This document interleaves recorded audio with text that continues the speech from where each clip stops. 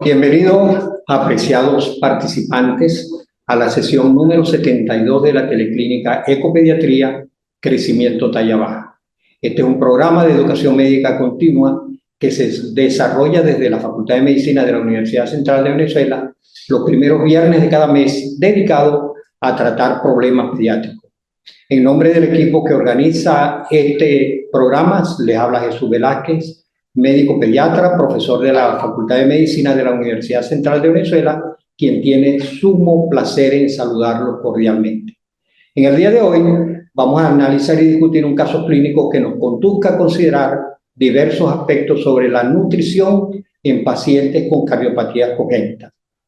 Es conocido que las cardiopatías congénitas pueden alterar el crecimiento y desarrollo de un niño de diversas maneras, afectando su salud física, emocional y social, por lo que es fundamental un diagnóstico temprano y un manejo adecuado para optimizar el desarrollo y la calidad de vida de los niños afectados. Constituye de nuestro mayor interés indicarles que la intervención oportuna y el diagnóstico continuo pueden ayudar a minimizar los efectos de estas condiciones en su crecimiento y desarrollo.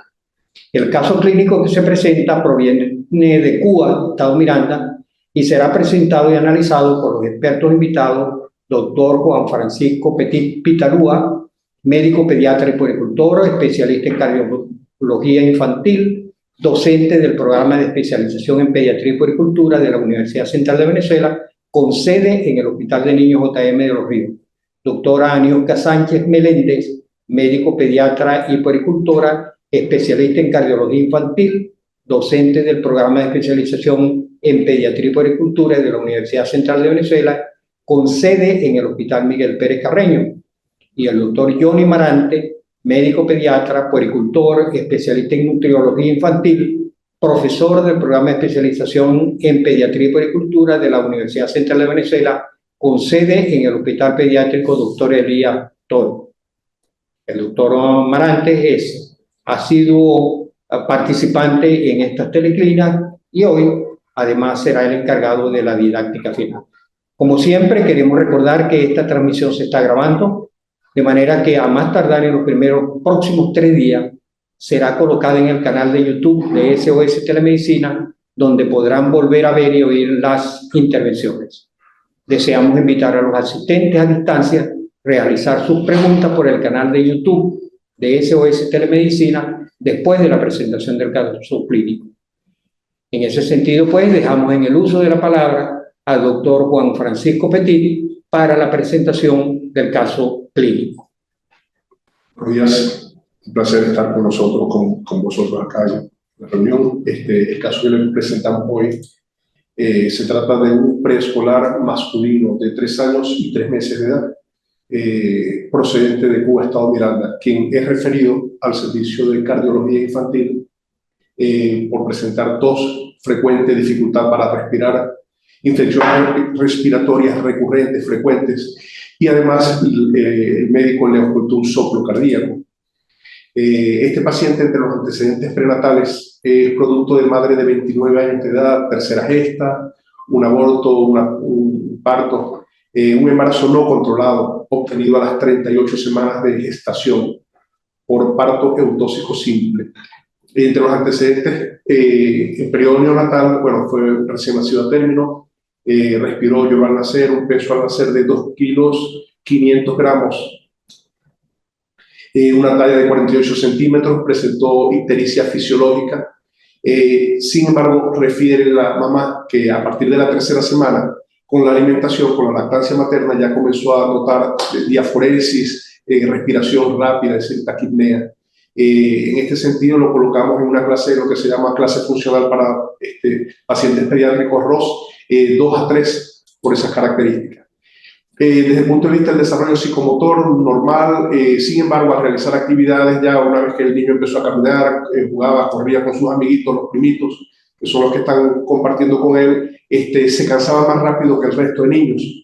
En cuanto a la alimentación, la mamá le dio lactancia materna, pero como les mencionaba, recibimos información de que desde nacimiento, más o menos 3 semanas en adelante, comienza a presentar disnea con la alimentación y el tiempo de lactancia era muy largo.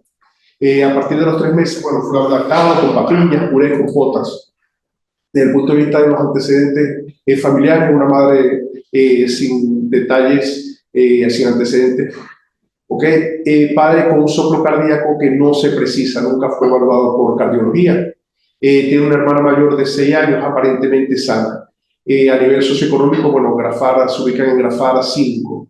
Desde el punto de vista epidemiológico, bueno, tienen en su casa mascotas, 2 perros de ellos. Vive también con la abuela, quien es fumadora. Desde el punto de vista de las inmunizaciones de nuestro paciente, niega, que son muy importantes, sobre todo para estos casos, que el caso que tenemos a colación, vacuna neumocócica no la tiene ninguna antigripal. Lo colocamos como inmunizaciones incompletas según el Ministerio de Salud y la Sociedad Venezolana de Puericultura y Pediatría.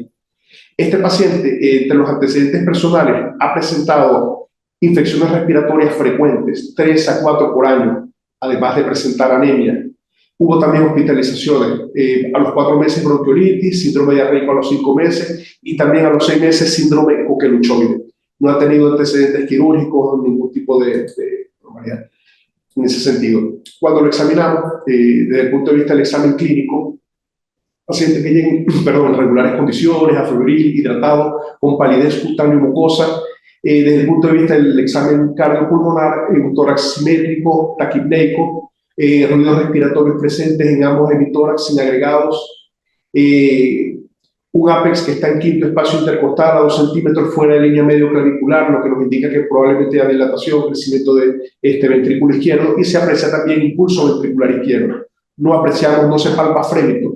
A la ocultación, ruidos cardíacos rítmicos, un R2 desdoblado variable, pero a nivel de borde parasternal izquierdo alto se oculta un soplo continuo, 3/6, lo que llamamos un soplo en maquinaria. Eso es característico de una patología que ya mencionaremos. Ya uno va sospechando cuando vamos examinando al paciente de que, desde el punto de vista clínico, que debe estar presentando. Se corrobora también, bueno, se aprecia pulsos, se palpan los pulsos arteriales amplios, saltones, en las 4 extremidades. Abdomen plano, blandos, ruidos hidroaéreos presentes, sin dolor a la palpación, no había realmente visceromegalia, apenas un hígado a 2 centímetros debajo del reborde costal, no hay edema en extremidades, neurológicamente consciente, orientado, sin déficit. Nuestro paciente tiene un peso de 10 kilos y una talla de 90 centímetros, lo que nos arroja una superficie corporal de 0,49 metros cuadrados. Un índice de masa corporal de 13.3, al momento de la frecuencia cardíaca estaba en 130 latidos por minuto, una frecuencia respiratoria en 26 y una oximetría en 98 aire ambiente, una tensión arterial 90-55 en percentiles acordes a la edad. Cuando llevamos el paciente a las tablas para regresar un momento, cuando lo llevamos a los percentiles, bueno, apreciamos que tiene peso para la edad, percentil 3 a -3 desviaciones estándar, y relacionando peso con la talla, percentil 3 a -3 desviaciones estándar. Talla para la edad se encuentra ubicado en percentil 3. Realizamos entonces los estudios complementarios el día de la consulta por cardiología. Apreciamos un electrocardiograma que muestra 135 latidos por minuto, ritmo sinusal, un eje que está en más 30 grados, un eje del QRS. A nivel del ecocardiograma apreciamos que se aprecia acá dilatación de cavidades izquierdas, ventrículo, aurícula izquierda. Y cuando realizamos la evaluación del arco aórtico, apreciamos que está el ductus arterioso, que es esto que señalamos acá, ductus arterioso grande, con flujo continuo, que es este acá, de izquierda a derecha. Tenemos entonces para el momento, con esta apreciación inicial, tanto hallazgos clínicos y paraclínicos iniciales, un ductus arterioso persistente, grande, con repercusión hemodinámica. Desde el punto de vista nutricional lo catalogamos como desnutrición leve, riesgo para talla baja e inmunizaciones incompletas. Ese día se inició el tratamiento médico farmacológico para tratar de compensar de algún modo a este paciente. Mientras se resuelve, iniciamos furosemida, espironolactona, captopril y carnitina. se le plantea a la mamá, bueno, la posibilidad de hacer corrección quirúrgica o que se puede resolver también por vía percutánea con dispositivo. Es un paciente que también se le indicó evaluación por nutrición y, bueno, completar las inmunizaciones. Entonces, bueno, este es nuestro caso clínico. ¿Ya? ¿Puedo agregar Sí. Okay. Es importante hacer la acotación una vez que nosotros tenemos estos pacientes. Recordemos que las cardiopatías congénitas son entre el grupo de malformaciones en todas las áreas del organismo las más frecuentes y ellas se catalogan en cardiopatías con cianógenas o acianógenas, con hiperflujo o con hipoflujo. En este caso tenemos una cardiopatía acianógena de las más frecuentes, el porcentaje está entre el segundo o tercero en frecuencia, el ductus arterioso persistente, y que en este caso, en este paciente, se está comportando con gran repercusión hemodinámica. ¿Ok? Entonces es importante siempre tener en cuenta estos detalles. ¿Qué pareció este caso? Bien, desde el punto de vista nutricional, ¿cómo lo viste tú? Definitivamente hay un déficit nutricional que no es importante, pero existe y así sea muy leve, debe que haber alguna repercusión. Realmente estos niños con cardiopatía congénita, la incidencia de nutrición y alteraciones de crecimiento es sumamente elevada, especialmente en aquellos casos en que su corrección se prolonga. Mientras más prolongada sea la corrección, por supuesto, el detrimento de la parte nutricional y de la parte de crecimiento va a ser mayor. Pues sería interesante ver si este niñito entra dentro del potencial genético de los padres, porque está ahí como que en el límite, pues el 310 de esta ya ahí está en el borde, o si es consecuencia de su patología, pero definitivamente la parte nutricional está afectada, como siempre generalmente esperamos. En la introducción dijimos algo de eso, de que estos niños habitualmente son deficitarios tanto de peso como de talla y a veces, de acuerdo con la patología, si es cianógena o no, también déficit cognitivo. Y tú, doctora Juan, dijiste que dentro de las patologías más frecuentes están el ductus arterioso, como dijiste. ¿Qué otras patologías son frecuentes encontrar en estos niños? Por cierto, ¿esta es una cardiopatía cianógena? Acianógena. El ductus arterioso sí es una cardiopatía acianógena. Sí. ¿Cuáles son las más frecuentes de Sí, las más frecuentes son comunicación interauricular, comunicación interventricular, persistencia del conducto arterioso.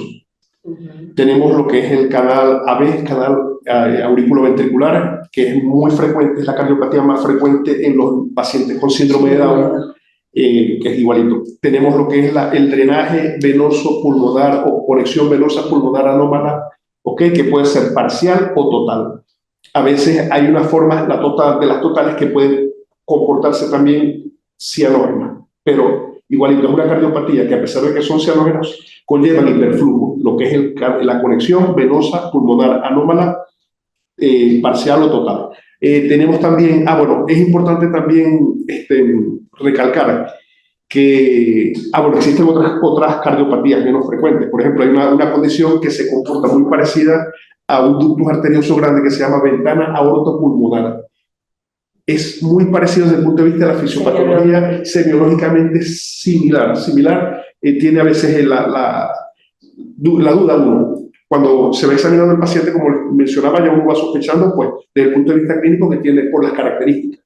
Soplo continuo, lo que llaman soplo continuo en maquinaria. Le decimos así porque yo le he explicado a los muchachos cuando se les da la clase, es como cuando tú enciendes una moto de alta cilindrada, el sonido que genera el...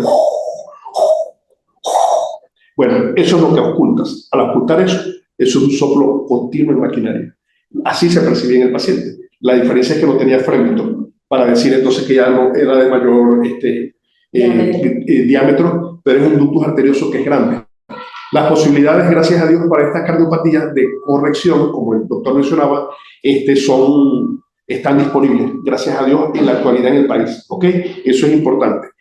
El detalle, como siempre le decimos con este tipo de cardiopatías, ellas te generan, en cuanto a las hiperflujo, muchas veces es un compromiso importante que cuando ya las detectas, si no fueron detectadas prematuramente, precozmente, cuando ya las detectas, ya han generado afectación del estado nutricional, de peso, talla, dependiendo cómo sea, también hay afectación incluso desde el punto de vista cognitivo, son pacientes que pueden tener algún tipo de afectación a ese nivel, según sea esto. Entonces, siempre ya nosotros tenemos por norma, y se les va inculcando a la gente, a los estudiantes, a los médicos pediatras también, con quienes tenemos contacto, que ya por norma todo paciente tiene que llevarse a la pesquisa de cardiopatías congénitas.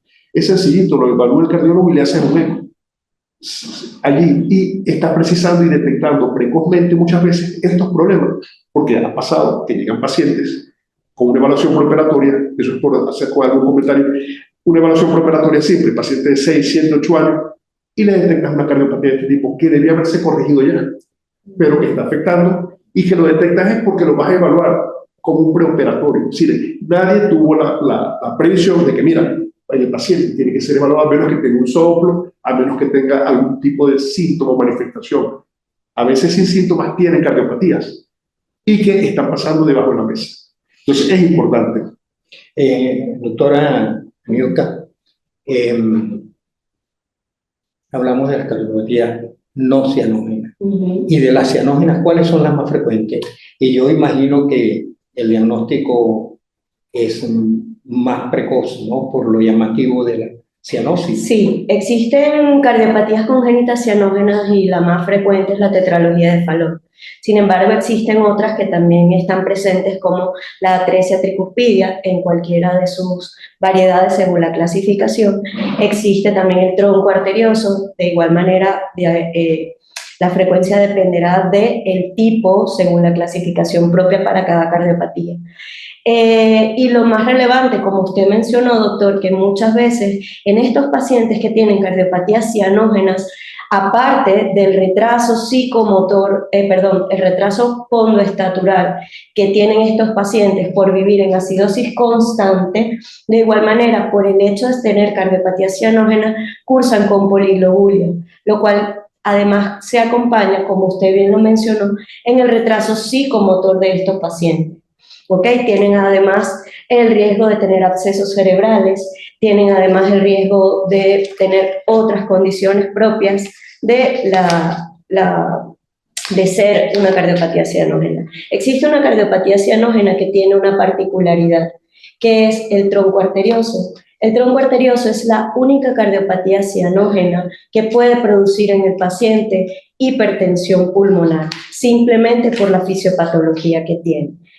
De entrada sabemos que las cardiopatías cianógenas, por su fisiopatología en su mayoría, cursan con hipoflujo pulmonar en vez de hiperflujo. La única, vuelvo y repito, a las que le hago la salvedad es el tronco arterioso.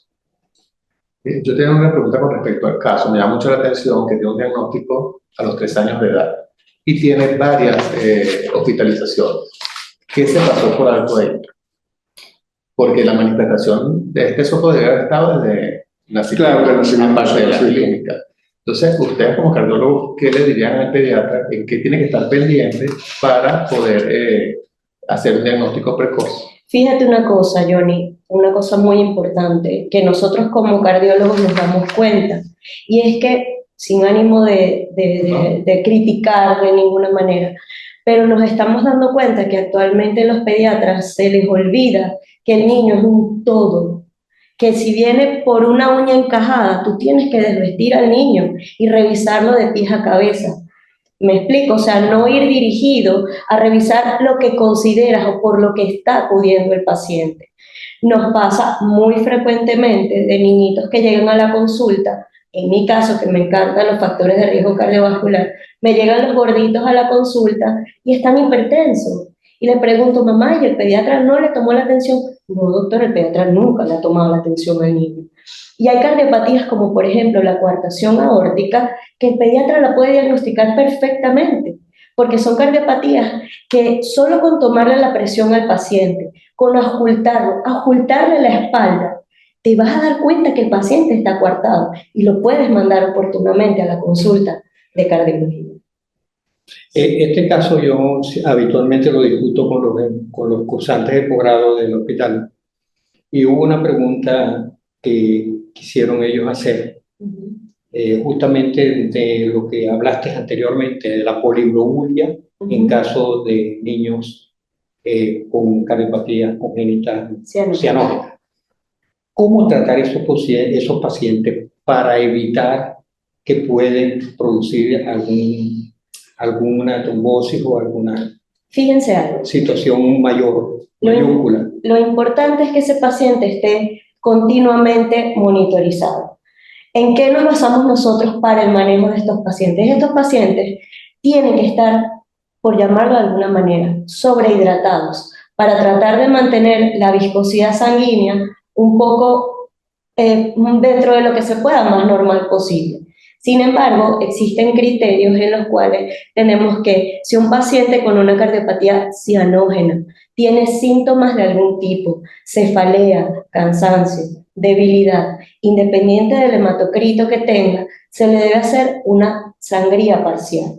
Es decir, sacar más o menos el 10% de su volemia y sustituirlo por soluciones tipo cristaloides. ¿Ok? Y el criterio también es que si el hematocrito está por encima del 65%, independientemente de los síntomas, si los tiene o no, debe ser examinado. Muy bien. ¿Tú tenías otra pregunta que hacer? Yo sí tenía otra porque también está dentro de lo que los jóvenes me dijeron que preguntara. ¿Cómo, un poco retomando el niño que tiene 3 años y que no ha seguido un control, a pesar de que ha estado hospitalizado varias veces, y siempre las hospitalizaciones fueron por problemas respiratorios? Sí, muchos problemas respiratorios aparentemente, o sea, sin hospitalización, pero las hospitalizaciones, las que les mencioné, que eran... Muy bien.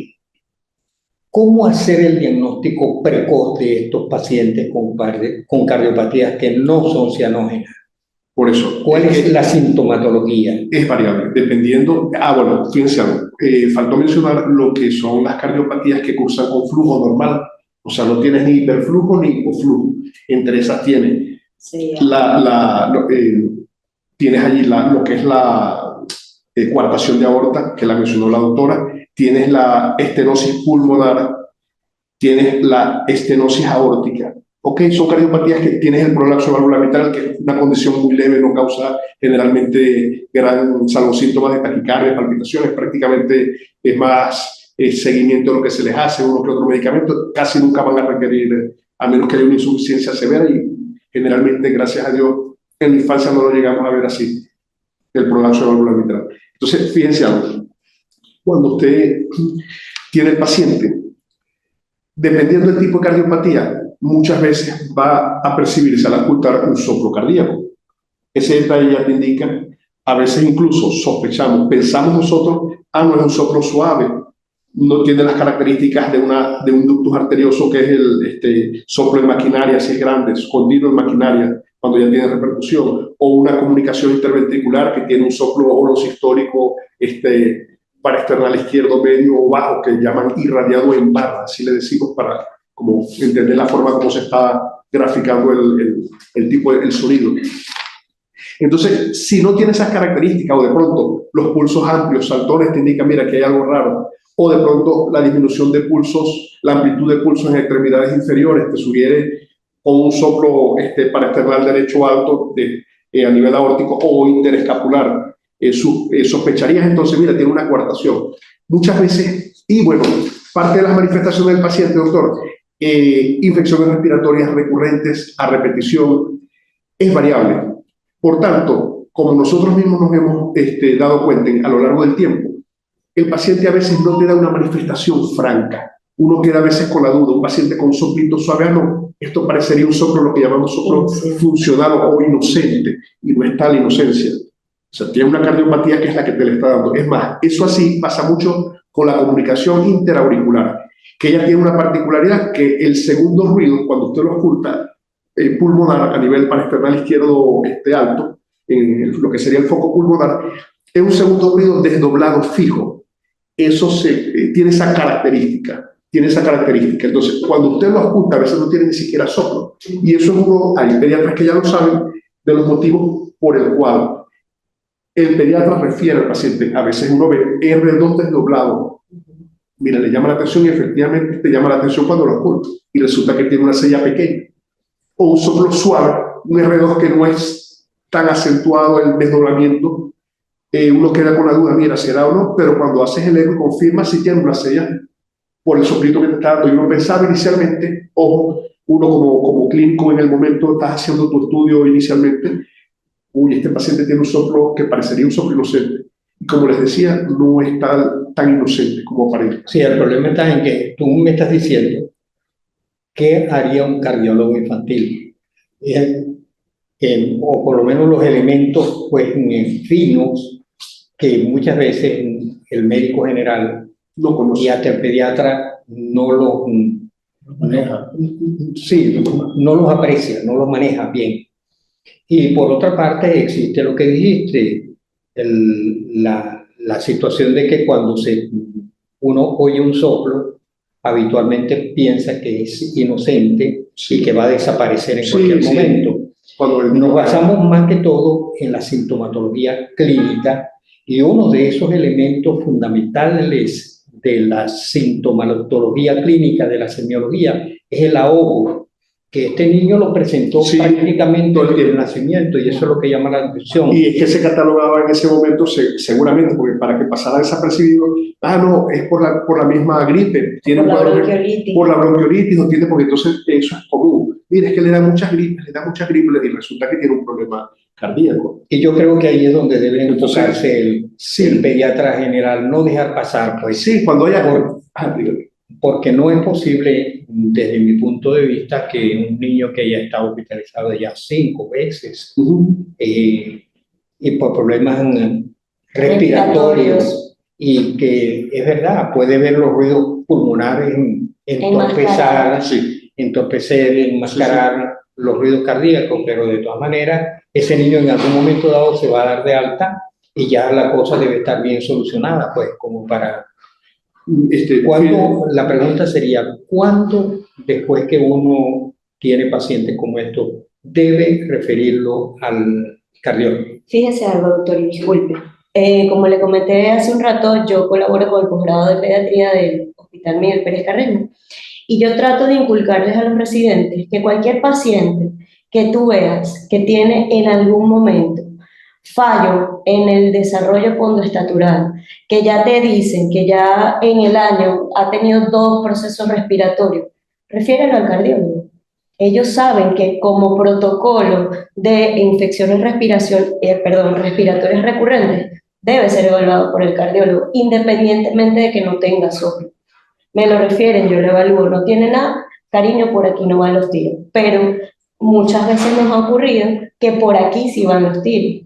Son cosas que han pasado desapercibidas, solapadas, como bien lo dijo Juan. En efecto, en la comunicación interauricular puede que ni siquiera exista un soplo. Ahí va mi pregunta. Esos pacientes hay pacientes que tienen soplo que es evidente. Tengo 2 preguntas de decir. La primera es, ¿todo soplo se refiere a cardiólogo o yo puedo hacer como pediatra la diferencia no es funcional, este es patológico? Y la otra pregunta es, en caso de que no exista soplo, ¿en qué me baso yo como pediatra en el examen físico para detectar a tiempo una cardiopatía congénita? Como te estaba diciendo, por ejemplo, tú tienes un niño al que tú estás llevando en una consulta de niño sano. En algún momento ese chamo va a detener su progreso pondoestatural, independientemente de que no tenga soplo. En algún momento su mamá te va a decir, cónchale doctor, lo que pasa es que ahora él se está cansando. Le estoy dando la teta y empieza a sudar y suelta la teta. Y puede que no tenga soplo. Porque existe una cosa que queremos que ustedes tengan claro como pediatras. Los bebés en la etapa de recién nacido, hasta los 3 meses de edad, pudieses ocultarlo y no tener soplo. ¿Por qué? Porque ellos tienen una característica que es que cuando ellos nacen, las resistencias pulmonares están elevadas. Al estar elevadas, puede que los cortocircuitos no se pongan de manifiesto.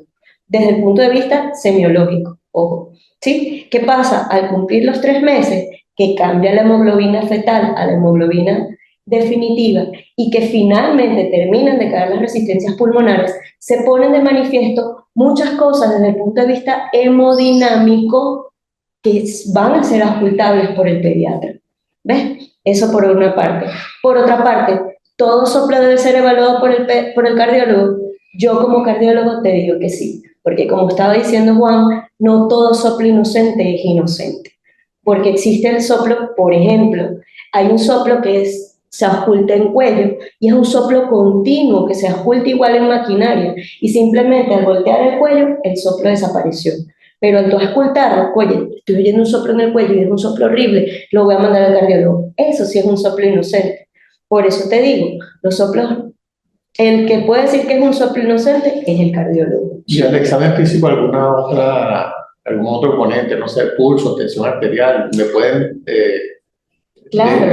hacer pensar en una cardiopatía? Claro, por ejemplo, si tú como pediatra tienes la costumbre de tomarles la presión arterial a tus pacientes, simplemente un ejercicio rápido, tomas arriba y tomas abajo, y están iguales, no pasa nada. Pero si tomas arriba, está alto, y tomas abajo, y están normales, y el diferencial te da por encima de 20 milímetros de mercurio, tienes que sospechar que ese chamo tiene una coartación aórtica. Los pulsos son sumamente importantes porque la intensidad del pulso, las características del pulso, te van a también hacer pensar que el chamo puede tener algún tipo de cardiopatía, algún tipo de valvulopatía. Los pulsos en el ductus arterioso son saltones, son amplios, ¿sí? Los pulsos de pronto en la CIA están normales, en la coartación aórtica tienes la diferencia que aquí el pulso está bien y abajo está disminuido o ausente. El chamo, te puede llegar a la consulta el chamo sano de toda la vida y de pronto, ¿qué futbolista? Y la mamá te dice, no, Johnny, desde hace tiempo el chamo ya no tolera las prácticas, se tiene que acuclillar porque de verdad el chamo no da más. Eso es claudicación intermitente, altamente sugestivo de una coartación aórtica. Una pregunta, ¿por qué hemos hecho mucho hincapié en el asunto de no incremento de peso o de talla? ¿Por qué ocurre esta situación en los niños con cardiopatía? Fíjense, son múltiples las causas que te pueden llevar, dependiendo del tipo de cardiopatía, te pueden llevar a afectación del peso, la talla, ¿sí? Hay incidencia. Lógicamente, mientras más compromiso, más repercusión genera la cardiopatía, lógicamente más afectación. Entonces tienes afectación desde el punto de vista paciente que esté en condición de hipoxia, paciente que esté con, lógicamente le cuesta alimentarse, no está recibiendo alimento adecuadamente, a veces la misma condición, el mismo medio te limita la recepción, la ingesta de nutrientes óptimos, adecuados. El paciente está más agotado al alimentarse y por supuesto esas tomas se van espaciando. Entonces ya de manera, a pesar de la corta edad, es un proceso crónico para él. Entonces te está generando la hipoxia, te está generando edema intestinal que no lo sabemos, pero está presente, te está generando algún tipo de afectación, pérdida de proteínas a nivel intestinal. Si le está dando usted medicamentos, por ejemplo los diuréticos, está generando pérdida, lógicamente, de electrolitos, sodio, potasio, calcio, magnesio, cloro, zinc, riboflavina. Si le está dando ejemplo, pacientes que reciben digoxina, ella genera mucha anorexia, náusea, pacientes con vómito. Entonces, son muchas las condiciones que un paciente con cardiopatía van a decir, ejemplo, un paciente con poligloburia también tiene la afectación. Son pacientes que tienen se mantienen en una acidosis constante. Entonces, todo eso tiene repercusión a nivel del crecimiento, del desarrollo en las distintas áreas. O sea, son muchas lógicamente, le repito, lo que se ve en el paciente cardiópata, mientras mayor el compromiso que está generando en el paciente, mayor va a ser la repercusión. Un paciente con una comunicación interauricular que es pequeña, eso es un paciente que uno ve eutrófico, deportista, perfecto, más alto que nosotros juntos. O sea, bueno, que yo. No, bueno, que la doctora no, pero es un paciente que está muchas veces eutrófico. ¿Por qué? Porque es una cardiopatía que pasó, una estenosis aórtica leve, una estenosis pulmonar, pacientes que uno ve prácticamente normales. pero cuando están cardiopatías de hiperflujo con repercusión, eso sí es paciente que usted ve delgado con un peso, talla, o sea, francamente, que se está alterando. Y esto que estás comentando es válido para las cardiopatías que son cianógenas y no cianógenas. Sí, bueno. Lo que pasa es que cuando tenemos una cardiopatía de hiperflujo pulmonar, lo que tenemos es un aumento en el catabolismo, en el metabolismo del paciente. Es decir, él consume más de lo que recibe. Al tener repercusión hemodinámica, la capacidad de alimentación disminuye, la calidad de la alimentación disminuye. Son chamos que de pronto se vuelven piquis para comer, es decir, altamente susceptibles para lo que reciben. Y esto, con el catabolismo aumentado, es lo que hace que se dé la falla en peso y talla. Todos, como en el caso de las cardiopatías cianógenas, todos sabemos que nadie puede crecer, desarrollarse en acidosis. Y el problema básico de un paciente con una cardiopatía cianógena es que son acidóticos permanentes. De acuerdo con esta conversación que hemos tenido, buena parte de estos niños van a ir a la parte quirúrgica. E imagino que la intención o el objetivo del pediatra es llevar a estos niños en las mejores condiciones de nutrición al ESO.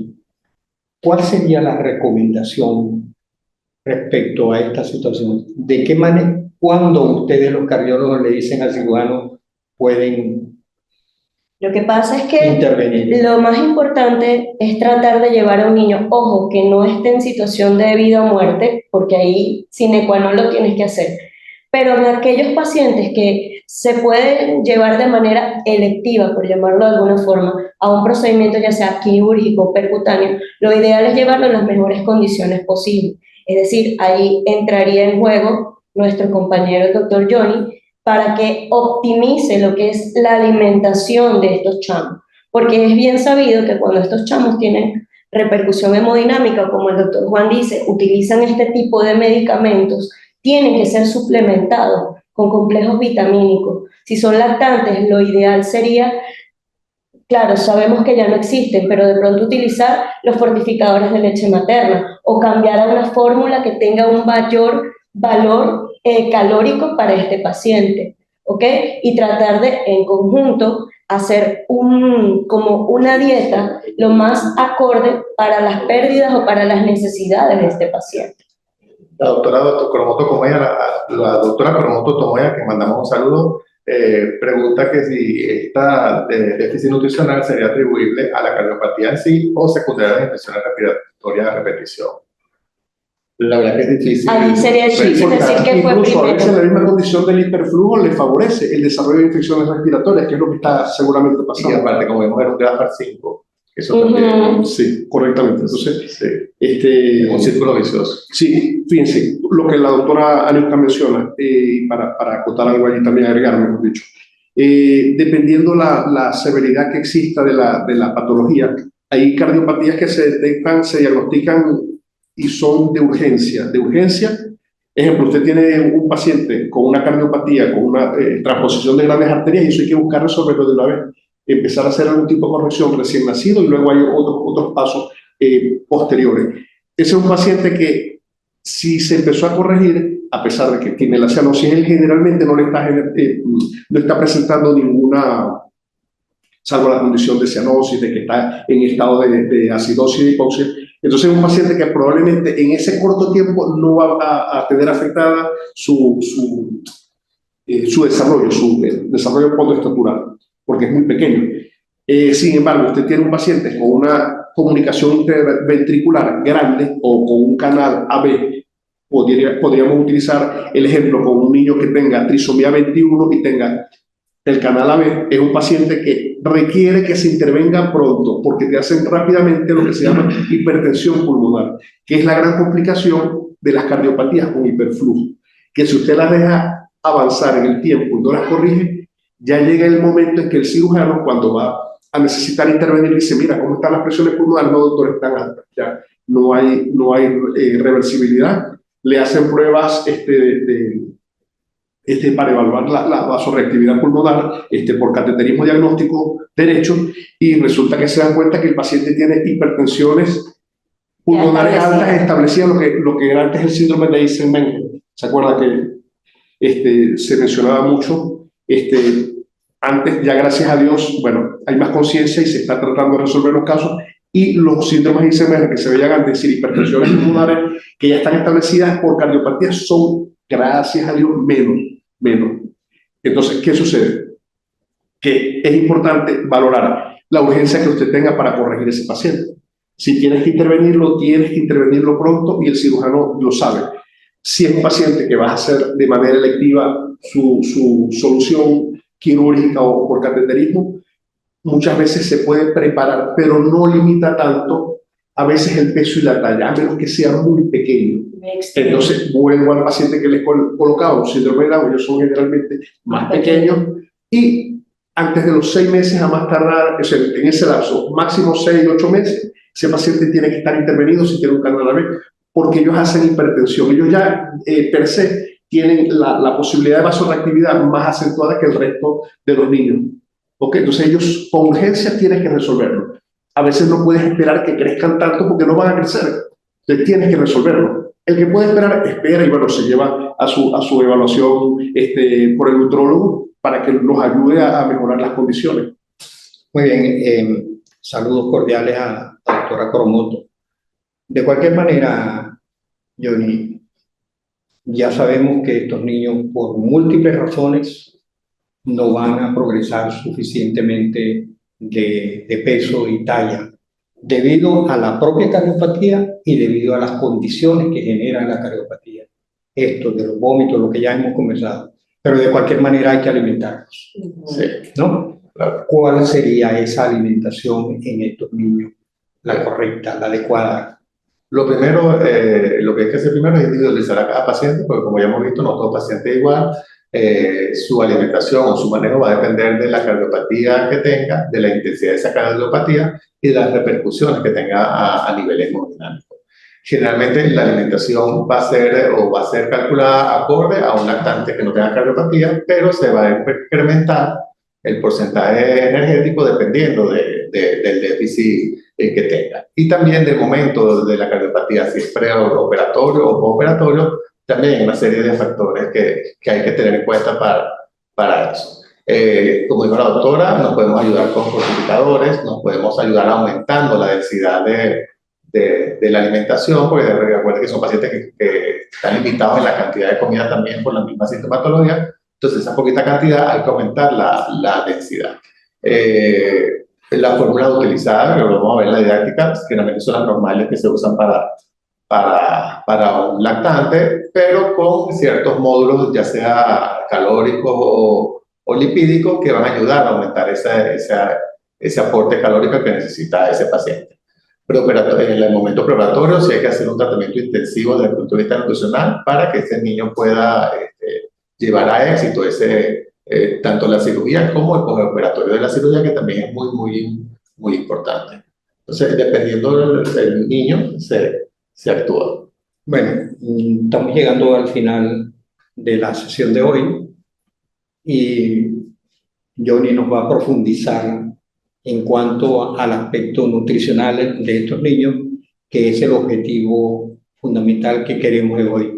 No solamente conocer la cardiopatía, las consecuencias que ellos tienen respecto a su crecimiento, desarrollo, digo, en general, sino también la preparación que debemos hacer para llevarlo a la intervención quirúrgica. Así que Johnny nos va a hablar de la didáctica. Antes, nuevamente, saludo a la doctora Tomé, que está conectada desde Texas.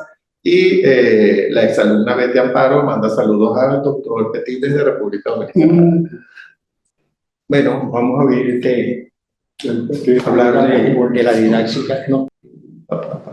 Bueno, como ya hemos visto, la cardiopatía congénita son defectos anatómicos y estructurales del corazón que ocurren durante el periodo prenatal por múltiples causas. Es el defecto congénito más frecuente, con una prevalencia de 9 por cada 1000 nacidos vivos. La gravedad de la enfermedad y la elección del tratamiento, por supuesto, va a depender de la anomalía subyacente y las repercusiones que tenga. Sin embargo, en aquellos, a pesar de los múltiples tratamientos y que cada vez estos niños llegan más con éxito a la vida adulta, persiste el problema de la desnutrición en ellos. En ambientes sanitarios de recursos dotados de recursos, la prevalencia de desnutrición en estos niños es del 32 al 52%. Y en condiciones de recursos limitados, esta penetrancia es casi universal, como 92%, de los cuales el 60% se clasifican como desnutridos graves. El abordaje de desafíos nutricionales se ha visto limitado en parte por la ausencia de directrices y enfoques que sean estandarizados. Como toda desnutrición, en el niño cardiópata tiene consecuencias. A corto plazo hay un incremento de la mortalidad de la enfermedad de base, alteraciones del sistema inmune con riesgo aumentado de infecciones, retrasos en la cirugía, mayores complicaciones operatorias, mayor duración en caso de que tenga que estar en terapia intensiva con ventilación mecánica, retraso en la cicatrización de heridas, hospitalizaciones más prolongadas y mayor tasa de mortalidad. Y a mediano y largo plazo hay pérdida de masa corporal magra, pérdida de la fibra miocárdica con daños en la función y metabolismo cardíacos, y en los casos muy severos puede haber disminución del gasto cardíaco y del tamaño cardíaco en todas sus dimensiones, falla de crecimiento y, por supuesto, retraso en el desarrollo y de habilidades cognitivas.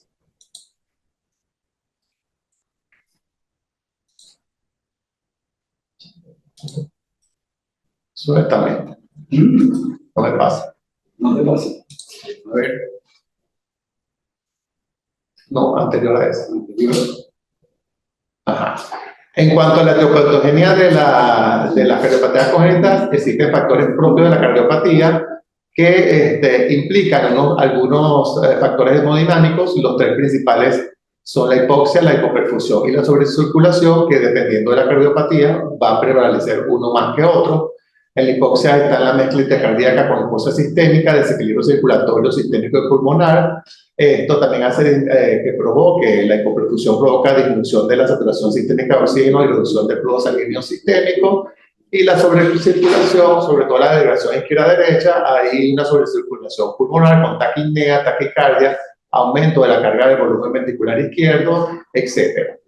Estos factores propios de la cardiopatía llevan a otros factores extracardíacos, como son la hipoxia, con lo que hace que disminuya el aporte sistémico de oxígeno, sobre todo la zona mesentérica, o el deterioro del aporte sistémico de oxígeno también aumenta el gasto cardíaco. Todo esto aumenta la demanda metabólica ante una ingesta insuficiente, lo que provoca falla de crecimiento.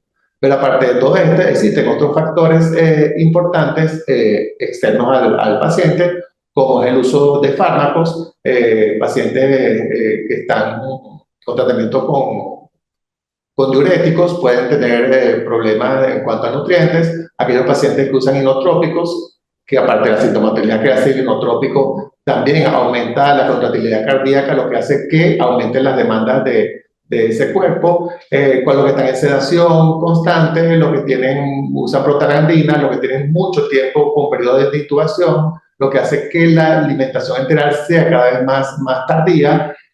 Aparte, muchos, si está acompañado con algún síndrome genético, porque estas cardiopatías generalmente pueden venir acompañadas con un síndrome genético que de por sí trae problemas de crecimiento y desarrollo, como el síndrome de Down y otras alteraciones genéticas. También vemos que son niñitos muy difíciles de manejar, sobre todo desde el punto de vista nutricional. A los papás, más del 50% de los papás les genera ansiedad el tiempo que tardan en alimentar a estos niños o lo selectivo que se puede volver. Aparte, no solo eso, sino que después del periodo de la postoperatorio también estos problemas se pueden aumentar. Pues son niños que estuvieron mucho tiempo intubados, cuando va usted a utilizar la vía oral, no saben succionar, no coordinan bien el reflejo de succión, deglución, aparte de todos los problemas neurológicos que pueden traer por la hipoxia. Entonces, todos estos factores hacen que la desnutrición en estos niños cardiópatas sea más frecuente. En cuanto a la evaluación nutricional, obviamente la historia clínica es lo más importante, un buen interrogatorio, y desde el punto de vista antropométrico, lo que utilizamos con los niños normalmente, peso, edad, peso, talla, edad, talla, índice de masa corporal en niñitos más grandes, y según la clasificación que ya todos conocemos, queda leve, moderada o grave, que lo vemos en el gráfico. En cuanto a las recomendaciones de aporte de nutrientes, como hemos dicho, las recomendaciones de nutrición son las normales de un lactante, pero se ajustan según evolución. Pudiese aumentarse un 50-100% en caso de malnutrición crónica o 25-50% antes de una cirugía mayor. Estos requerimientos calóricos y proteínas también se estima según el riesgo nutricional, si es bajo, moderado o alto, dependiendo de la presencia o no de hipertensión pulmonar y si esta hipertensión pulmonar tiene sintomatología o no. En caso de riesgo bajo, de 90 a 100 kilocalorías por kilogramo día y unos 5.5 gramos de kilogramos de proteína. En el riesgo nutricional moderado, 110 a 120 calorías por kilogramo con 2.5 gramos por kilo de proteína. Y el riesgo alto de 120 a 150 kilocalorías por kilogramo día y hasta 4 gramos por kilogramo de proteína. Cuando la cardiopatía congénita está hemodinámicamente muy descompensada, muy significativa y hay una malnutrición importante, podría llegar incluso a 3 veces el metabolismo basal, es decir, cerca de 175 a 180 kilocalorías por kilogramo día, para conseguir el catch-up, que es la recuperación, y mantener un crecimiento adecuado. En cuanto al seguimiento de estos pacientes, estos lactantes con cardiopatía congénita pueden ser inicialmente semanal, posteriormente cada 15 días y luego mensual. Sin embargo, también hay que individualizar al paciente. Si el riesgo es muy alto, pudiese realizarse semanal o con la frecuencia que se considere necesario, pero es importante mantener lo que llamamos una enzimoterapia encima de ese paciente todo el tiempo. En cuanto a las vías de administración de la nutrición, por supuesto, mientras tolere hemodinámicamente, lo recomendable siempre es la vía oral, como única vía para mantener la alimentación. Sin embargo, ante la imposibilidad de esta vía, pudiese mantenerse la vía oral por una parte y suplementar a través de sonda nasogástrica por la noche. Las indicaciones de sonda nasogástrica, cuando la alimentación oral supone un empeoramiento de la situación hemodinámica o origina alguna sintomatología importante, cuando se necesita aumentar los requerimientos en caso de la rehabilitación nutricional o en pacientes con alto energético elevado que a través de la vía oral no puede ser cubierto. Cuando esta nutrición enteral por sonda va a llevarse más allá de 6 a 8 semanas, se plantea la posibilidad de una ostomía o una sonda nasoentérica. Si el paciente no tolera la parte gástrica, pudiese ser una transpilórica, y la nutrición parenteral solo está indicada cuando existe la imposibilidad de utilizar el tracto gastrointestinal como soporte de la nutrición enteral o si no es posible alcanzar las calorías necesarias como es. Entonces, dependiendo del paciente, se decide la vía de administración, pero siempre manteniendo la vía oral. En cuanto a la zona gasogástrica, lo más importante, o la forma más fisiológica es en bolo, toma de 4 a 8 al día. Si no lo tolera, entonces pensar en una bomba de infusión. En cuanto al tipo de alimentación, en recién nacido, por supuesto, la lactancia materna sigue siendo la principal opción, ya sea succión directa o bien por sonda nasogástrica. Si es necesario, se puede suplementar con fortificantes de leche materna. Si la leche materna no está disponible, se puede recurrir a fórmulas convencionales ya sea de inicio o de continuación, dependiendo de la edad del niño. Y en los casos de haya problemas de mala absorción, se puede recomendar las fórmulas semi-elementales, que son aquellas fórmulas extensamente hidrolizadas, que tienen tienen polímeros de glucosa como hidrato de carbono y los lípidos en forma de triglicéridos de cadena media que mejoran la absorción. Hemos hablado de que estos pacientes consumen poca cantidad, pero que tanto a veces necesitan aumentar la densidad calórica de estos alimentos. ¿Qué se recomienda? Añadir a la fórmula o al alimento hidratos de carbono o módulos lipídicos, cuidando siempre de mantener el aporte adecuado de la dieta, que no se desbalancee. Podemos usar módulos de maltodextrina del 5 al 10%, que eso significa 5 a 30 gramos por cada 100 cc de fórmula u otro alimento. No tiene mal sabor, no aumenta la osmolaridad. Lo que hay que estar pendiente que algunas marcas pudiesen tener un contenido de sodio importante, el cual hay que restar del aporte general. Los aceites vegetales como soya, girasol, canola, etcétera, también pueden ser preferiblemente utilizados en comidas sólidas o semisólidas o directamente en la boca. No se sugiere o no se recomienda mezclar con el tetero porque no hay cohesión y el aceite puede quedar pegado de la pared del envase. La dosis de 1 a 3 cc por 100 cc de fórmula u otro alimento, y el módulo de triglicéridos de cadena media, que sí se puede mezclar con cualquier alimento, de 1 a 3 cc por cada 100 cc de fórmula. El problema es que de estos triglicéridos de cadena media es que su poca disposición y el alto costo que tiene. Y otra forma de aumentar la densidad sería iniciar la alimentación complementaria, pero nunca antes de los 4 meses, antes de los 6 meses, de 4 a 6 meses. También para aumentar la densidad calórica del alimento puede utilizarse fórmulas poliméricas líquidas de nutrición enteral que tienen una densidad calórica de 1 kilocaloría por cc, siempre pendiente del aporte de los demás electrolitos. También se ha utilizado el aumentar la concentración de la fórmula láctea, pero eso no está muy bien consensuado. ¿Por qué? Porque necesita una preparación especial.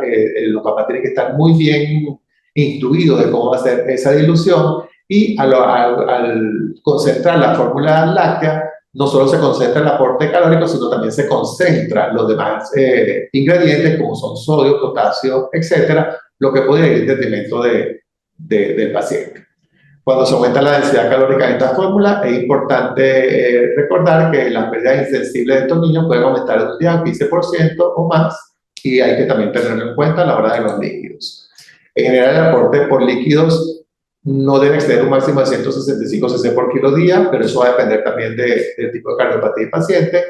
Si la cantidad de volumen que se necesita para aportar la adecuada ingesta proteico-calórica no se tolera bien, se recomienda intensificar el tratamiento diurético antes de disminuir el aporte. Importante, el electrolito sodio debe estar limitado entre 2.3 a 3 miligramos por kilogramo día, y según el paciente se recomiendan controles urinarios de osmolaridad urinaria para mantenerla entre 300 y 400 milimoles por litro, o monitorizar los niveles de vitamina D para, si en caso de ser necesario, suplementar dicha vitamina. Entre las consideraciones preoperatorias, este lactante, cuando va a ser intervenido quirúrgicamente, importante que reciba un tratamiento nutricional intensivo preoperatorio por al menos 10 días antes de dicha cirugía. Otro punto importante es que la infusión de prostaglandinas no es una contraindicación para la alimentación enteral, por lo menos trófica. Y aquellos lactantes que necesitan realizar tratamiento nutricional intensivo preoperatorio, dependerá, eso es individual, si se utiliza sonda nutrición enteral continua durante las 24 horas del día o en la noche, 12 horas, etc. Eso dependerá de las condiciones del paciente.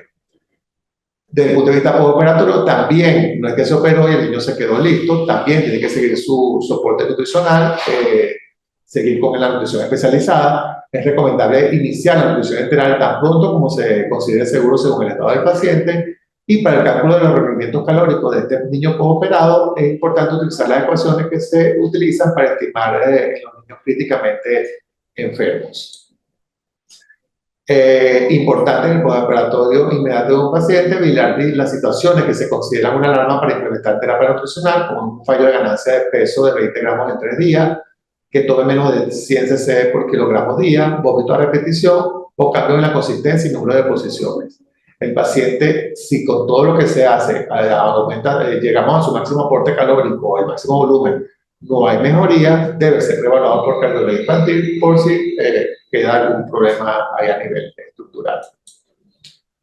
El kilotórax, que es una complicación muy importante operatoria, hay un defecto en el conducto torácico linfático, puede haber una lesión, una complicación de 2.8 a 5% de los lactantes. Este líquido quiloso que se extravasa es rico en proteínas, grasas, incluidas vitaminas liposolubles y inmunoglobulinas, lo que puede provocar un desequilibrio de líquidos, de regulación electrolítica y complicaciones de la hipoproteinemia, como coagulopatía, mala cicatrización, etc. El tratamiento en estos casos, una dieta mínima o baja en grasas, que va a continuar inclusive durante 6 semanas después de la inversión del tubo torácico.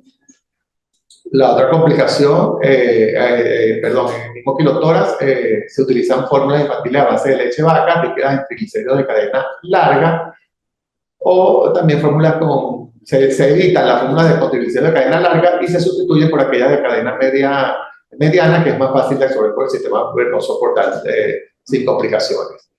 Se ha visto que la leche materna reducida en grasa por centrifugación y fortificada con proteínas es igualmente efectiva que las fórmulas de estas fórmulas con triglicéridos de cadena media, y el seguimiento y la suplementación con ácidos grasos esenciales y vitaminas liposolubles es esencial en estos casos de kilotórax. La otra consideración postoperatoria es la enteropatía perdedora de proteínas, que suele ser una complicación de una técnica quirúrgica de Fontan, donde la cava superior e inferior se conectan con la arteria pulmonar, sobre todo en los casos de ventrículo único, y eso hace que se sobresature la parte de la circulación mesentérica, lo que provoca la enteropatía. Está presente en un 3,7 a 24% de estos pacientes. Sus síntomas son diarrea crónica, intolerancia a los alimentos, manifestaciones sistémicas de hipoalbuminemia como edema, cistitis o derrames pericárdicos. Se puede confirmar solicitando una alfa-1 antitripsina fecal que, como no se degrada, pasa directamente a ese, y entonces te habla de que hay una pérdida, una enteropatía perdedora. Las intervenciones dietéticas varían, pero se recomienda una dieta alta en energía y enriquecida con proteínas con una ingesta de 2 a 3 gramos por kilo día. Puede ser necesario el apoyo por zona nasogástrica, y también se indica la dieta baja de triglicéridos de cadena larga y alta en triglicéridos de cadena media.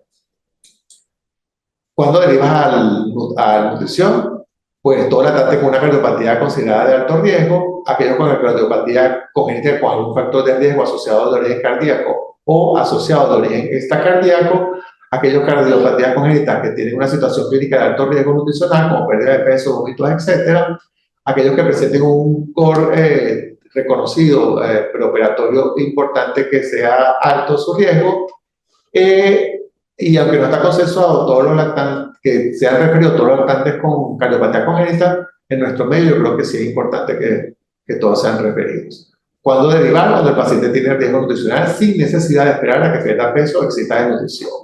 Importante cómo derivar, el nutriólogo o el dietista necesita una información adicional al momento de la derivación, que incluye la función miocárdica, si tiene o no hipertensión pulmonar, si hay insuficiencia cardíaca, cuál va a ser el plan de intervención quirúrgica de ese paciente, cuál va a ser el riesgo operatorio, cuáles son los pronósticos desde el punto de vista cardiológico y cuál es el tratamiento que está recibiendo en ese momento.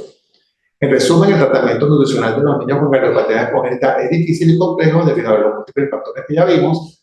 El soporte nutricional debe ser un adecuado aporte calórico y proteico con restricción de sodio y fluidos, dependiendo si está indicado, y suplementos de vitaminas y minerales cuando sea necesario.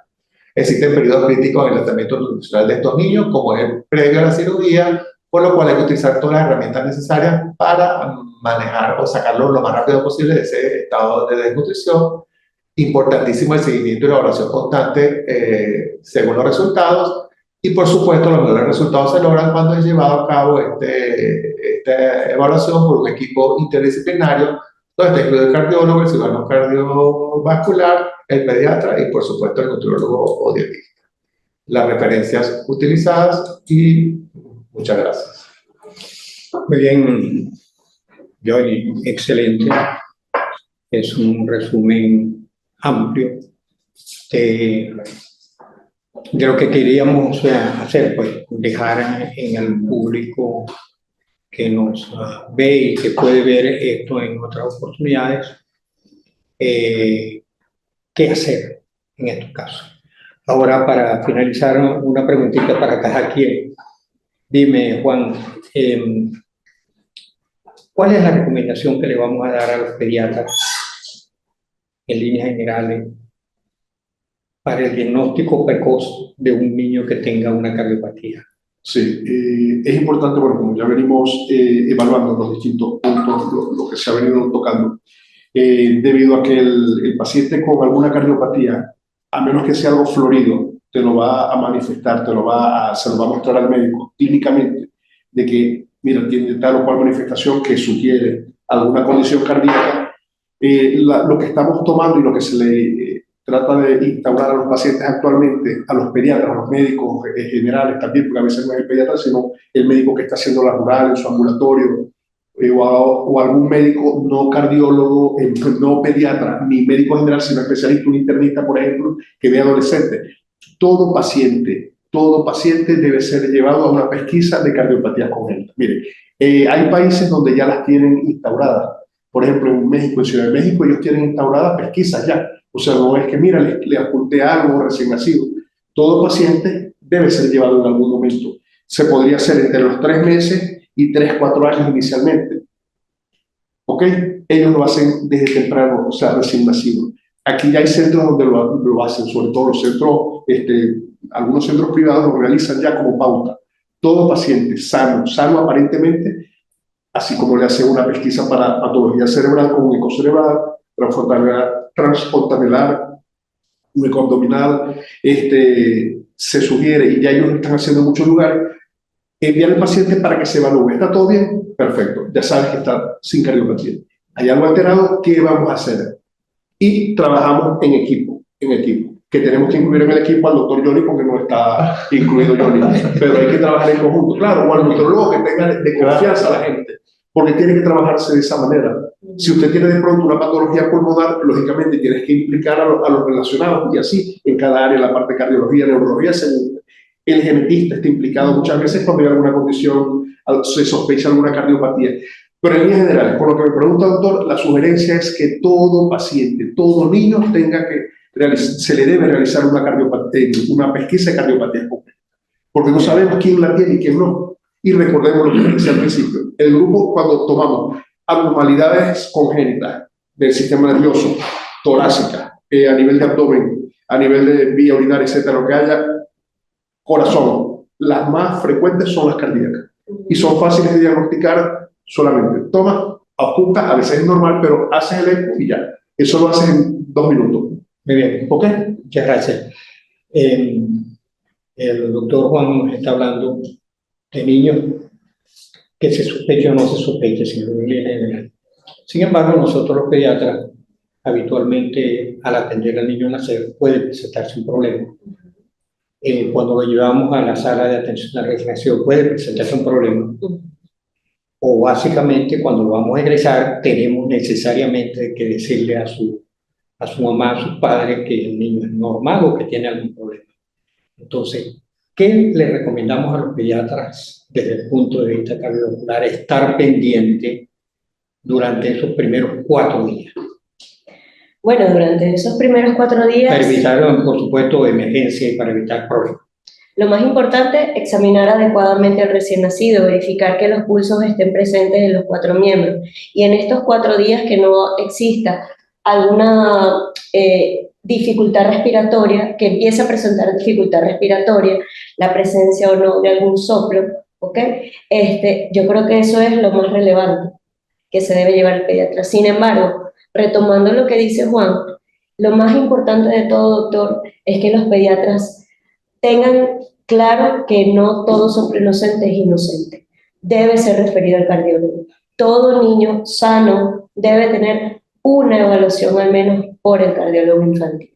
A veces hay problemas del ritmo congénitos que el pediatra puede detectar. Por ejemplo, un bebé recién nacido, todos sabemos cuál es la frecuencia normal, pero si tiene bradicardia, descartar que no tenga un bloqueo AV congénito. O lo contrario, que haga taquicardia y resulta que en un electrocardiograma de base tiene un síndrome de Wolff-Parkinson-White, que debuta con una taquicardia supraventricular. Muchas gracias. Johnny, ya sé que fuiste muy amplio y las conclusiones sería la parte final de tu intervención, pero de todas maneras, ¿cuál es esa recomendación importante? Leche materna. Bueno, aparte de la leche materna, vamos a hablar de la importancia de llevar la curva de crecimiento de peso y talla en la consulta pediátrica. Todo niño debe estar graficado en la gráfica que le corresponde para detectar a tiempo cualquier disminución de velocidad, disminución de la talla o disminución del peso. Importantísimo llevar las gráficas de talla y peso. Bueno, finalmente queremos destacar que este programa se realiza gracias a la alianza del programa SOS Telemedicina de la Facultad de Medicina de la Universidad Central de Venezuela con el proyecto ECO Universidad de Nuevo México, Estados Unidos, bajo la coordinación general del profesor Dr. Héctor Arrechedera. Nuestro agradecimiento a todos los que se conectaron hoy y a los que podrán ver en diferido este programa. A los profesores que han intervenido en la presente sesión, doctor Juan Francisco Petit Pitalúa, doctor Aniosca Sánchez Melente, doctor Johnny Marante, y esperábamos que la doctora Jacqueline Pambini desde la distancia pudiera comunicarse, pero en este momento nos avisó que no fue posible. A los miembros del equipo de SOS Telemedicina de la Facultad de Medicina de la Universidad Central de Venezuela, quienes hicieron todo lo que debía hacerse para cubrir las exigencias de esta transmisión. En especial a los ingenieros profesor Luis Fernández y María Dolores Fariña, al profesor Carlos Ayesta, a la profesora Nancy Urbina y a Sandra Espinetti. Finalmente, agradecemos a todos ustedes por sus aportes y presencia en esta sesión y nuevamente estaremos presentes el primer viernes del mes de mayo del 2025, cuando estaremos analizando un caso clínico pediátrico de su interés. Muchas gracias y saludos a todos.